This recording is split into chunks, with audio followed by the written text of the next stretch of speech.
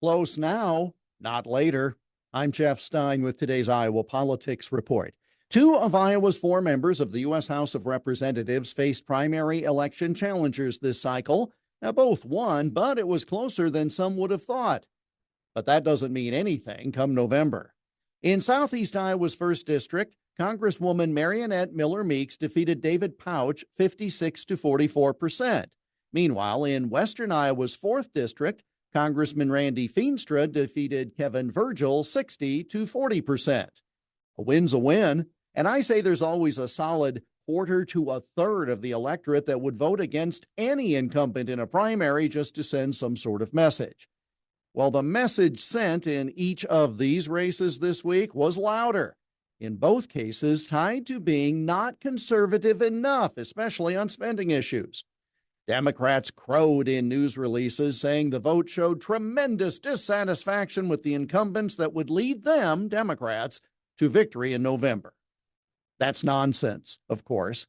Tomorrow on Iowa Almanac, I'll remind you of this in detail, but for today's purposes, recall that 30 years ago, 1994, a longtime incumbent governor, Terry Branstad, only won renomination against Congressman Fred Grandy by a tally of 52 to 48%. But had a bigger margin of victory, 57 to 42%, over Democrat Bonnie Campbell in the fall.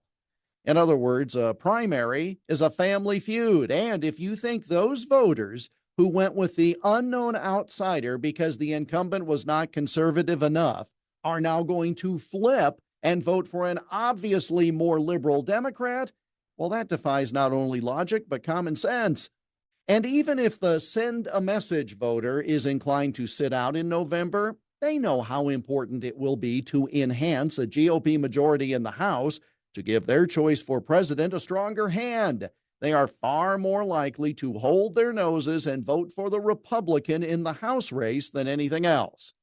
Those incumbents, though, would be wise to acknowledge Tuesday's primary election results and seek to shore up that support over the next couple of months before the real fight begins, leading to the general election vote in November.